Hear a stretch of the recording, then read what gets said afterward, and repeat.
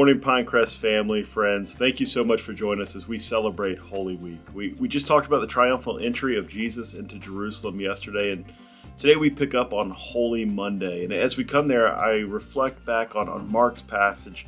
Back in Mark 11, verse 11, he says that actually on Sunday, he went into Jerusalem and into the temple. And I think that's an important fact for us to remember as we come to Holy Monday, that on Sunday night, Jesus went into the temple, and after looking around, he leaves and goes back to Bethany with the 12. Well, as we come to Holy Monday, Mark will pick up right there with Mark in verses 12 through 19.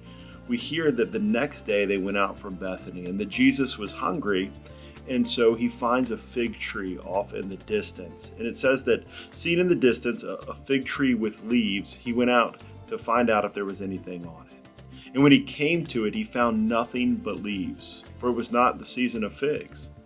Well, that's kind of understandable, There's not the season of figs, so of course there's not going to be any figs on that tree.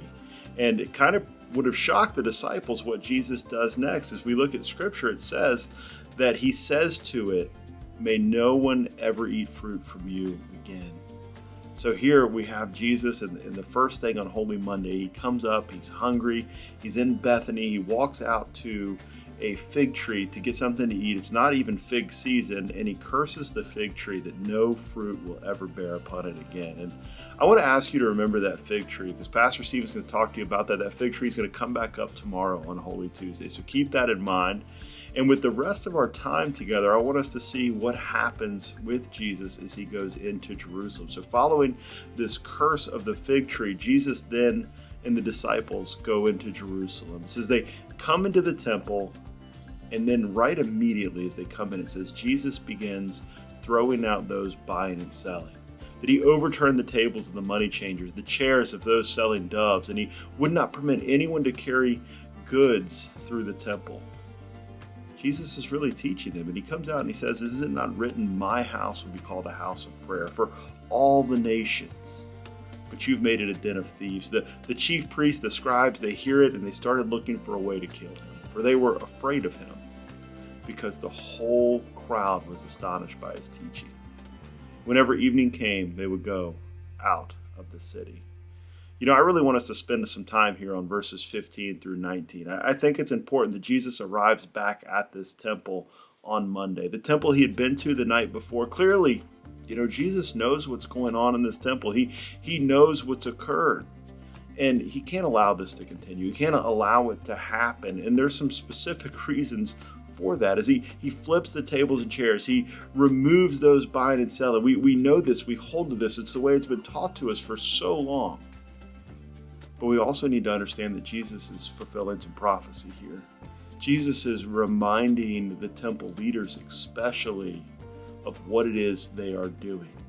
I think we know what happens, but we really need to concentrate on that one sentence in verse 17 for Jesus's words.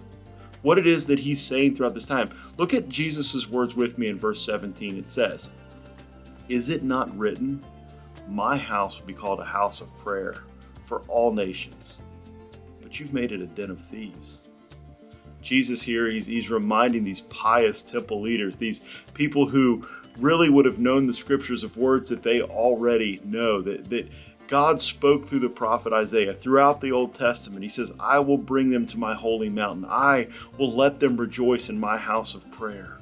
Their burnt offerings and sacrifices will be acceptable on my altar."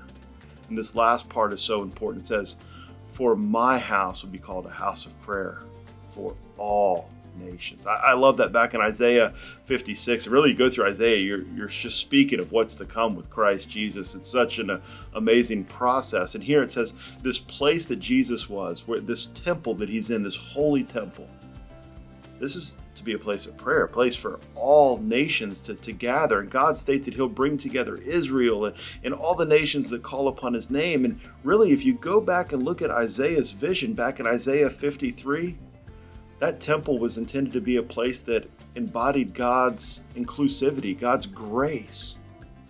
In the temple, foreigners were to be welcomed, outsiders taken in.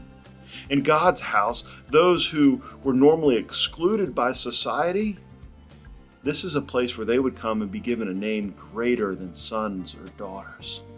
In short, God's temple was to serve as a house of prayer for all the nations. God did not just declare an open invitation and then sit back and wait and see who would respond. No, according to Isaiah, God was actively gathering. He says, I will gather them in. I will bring them. And God expected his temple priests and these leaders throughout this temple to utilize and do that same thing, to help him in his mission and in his prerogative. And that clearly wasn't happening. So Jesus asked this question, isn't this house my house to be a house of prayer and a place where the nations gather? He says, but you've turned it into a den of thieves. And it's so great that he uses this terminology because, again, it's something they would have understood, something they would have come back to, they would have known. You see, Jeremiah, another Old Testament prophet, spoke and used this exact terminology. He tells them that they are deceitful, they're falsely worshiping, as he addresses the priests of the temple. In Jeremiah 7, verse 11, he actually says that, has this house which bears my name become a den of robbers in your view? And he's speaking for the Lord because he answers for the Lord. He says, yes, I have seen it. Centuries before Jesus ever steps foot in this temple and has this conversation with these temple leaders, Jeremiah stood in the temple and he warned God's people to stop behaving in a way that their participation in temple activities and their attendance to temple, that it excused their unjust lifestyles. That just because they attended temple did not mean that they could just go live however they wanted according to the world. They were worshiping false gods and then showing up at temple asking God, well, we're here for you, but we're also going to be there for these other gods. You see, God wanted his people to deal with each other justly. But instead, they were oppressing foreigners. They're oppressing orphans and widows back in this prophecy given by Jeremiah. They're stealing, they're murdering, they're lying, they're committing adultery. And to make matters worse, Jeremiah's listeners, they behaved as if their offering or their sacrifices won them God's favor, that they could continue to be adulterers as long as they showed up at temple and gave that sacrifice that God required. They assumed, quite frankly, as many do today, that their attendance and procedure at a temple or at a church excused their sinful lifestyles. There's such an emphasis on attending the temple and going through the motions that the relationship between the sinner and the Redeemer is completely missed. When discussing this temple cleansing, we often overlook the fact that the money changers and animal sellers are sent out. You know, we see that quickly, but we overlook the latter half of that. That after Jesus cleanses the temple and removes them, and Matthew does such a great job in Matthew 21, you can look it up for yourselves down in verse 14, that as Jesus sends these people out, that he invites in those who are lame, those who are sick, those who need to be healed, and he heals them. These marginalized people, quite frankly, prior to Jesus sending them out, weren't allowed in the temple. Back in Levitical law and Mosaic law, it prohibited people of illness and sickness to even come in. David had banned them from ever entering the temple in 2 Samuel. It's just another sign of who Jesus is and what exactly he did for us, that he says, I'm not for select few. I'm not just for the most pious Jews. I'm not just for these people. I'm for everyone. That I love the world and I want to bring you in and I want to heal you and redeem you.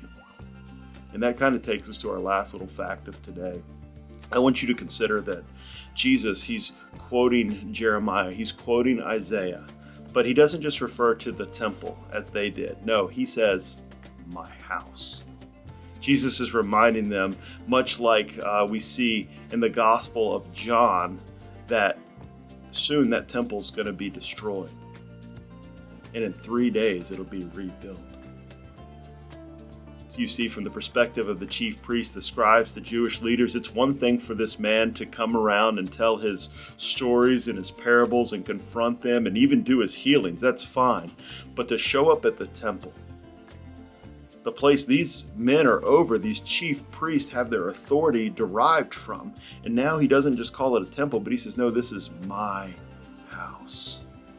He's inside the holy city. He's come into the gates. He's walking into this temple like he's a new David or a new Solomon. And he has the audacity to say that the temple belongs to him and his Father. Who is he to suggest that the Jewish system is enabling sin rather than worship? For surely they couldn't have gotten it this wrong. But Jesus knew what he was doing. Jesus sees what's happening in this temple. He can't allow it to continue, even in this final week as he's heading to the cross, because at this point, there's no turning back. Jesus has come into this temple and declared what the men leading it is doing is wrong. He's not shrinking back. As a matter of fact, he's accelerating the sentence of his death. As evening approaches, we see what these Pharisees do. They come together and they have to have a plan to kill Jesus. In his final week, Jesus wants to heal, wants to reach, wants to teach, and tell people the goodness that's going to come through his broken body and through his shed blood. And I hope you come and continue to see these throughout the week, because on Monday, as evening approaches, after the events with the fig tree and the temple occur, Jesus and the 12, they head back to Bethany. We're going to pick up tomorrow. Make sure you check out the video. Pastor Stephen's going to talk to us about Holy Tuesday. And I want to invite you, if you don't have a church to attend on Resurrection Sunday, this Easter, this Sunday coming up, come join us at Pinecrest Baptist Church. We'd love to have you join us 10 a.m. Sunday morning. Come celebrate the resurrection.